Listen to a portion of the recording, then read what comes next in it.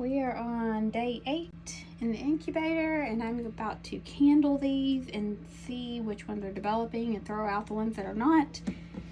The way I usually do it is I go ahead and take this lid and just set it off over here to the side. And here is your light. Here is the button that turns it on. Alright. So I just set this lid off for a quick minute here. Just run all your eggs through and then put the lid back on. It doesn't hurt them. It's no different than if the setting hen was to get up for a little bit to go eat. So I am about to turn off the light and we will candle some eggs together and see what's developing and which ones are duds. Alright, first one is a dud. See that? It's pretty much clear. You can see the yolk over here still floating, but there is no development whatsoever.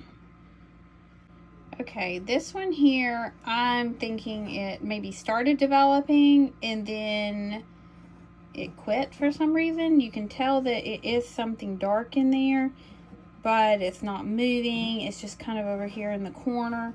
However, at this stage, I usually do put them back in and give it a few more days and then come back and check it and make sure. So this one here, I will put back in for a few days and check it again. Alright, I got another dud, and I was worried about that. I have one rooster with 16 hens right now, which is really, I need to have at least 2, if not 3 roosters in there to make sure the eggs are fertile. So right now I'm just going through and checking these, and the duds I'm going ahead and setting out. That way they do not sit there and rot and explode in the incubator later on. Okay, here is another one that I will probably put back in. You can see there is some development going on there. It even looks like, I don't know if you can see here on the video, but it even looks like I can see some veins. So I think this one is probably good. I will stick it back in and we will candle it again in maybe about 4 days and see what we can find out on it.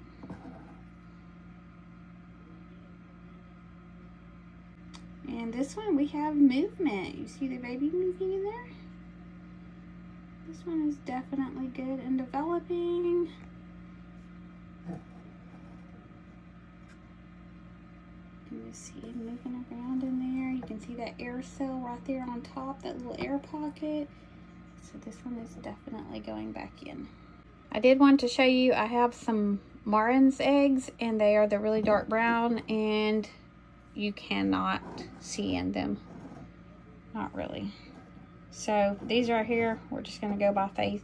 Keep them in there and see what happens. This one here is a green queen egg, and I do believe there is development going on in it somewhat. I don't see movement, but there is definitely something going on with it. So I will put it back and we will check it again in a few days. And we have another one with some development going on in it. I don't know if you can see, but you can a little bit right there. You can actually see some of the veins running in it. So we will put him back in. Okay, and this one we have veins and some movement. However, you can tell it is a lot smaller. It's not as much dark as even the other one that was moving. But it's clearly alive, so we'll put him back in.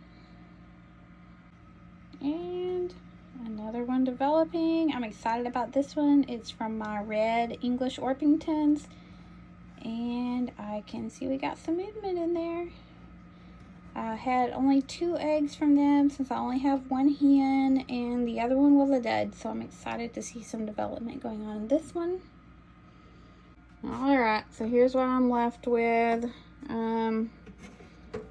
There was quite a few duds in there. I think I need to add another rooster or 2 to my 1 pen. And some of these look like they're olive, but they're actually tan. It's just the lighting in here. So I will put the lid back on and we will check them again in about 4 days or so.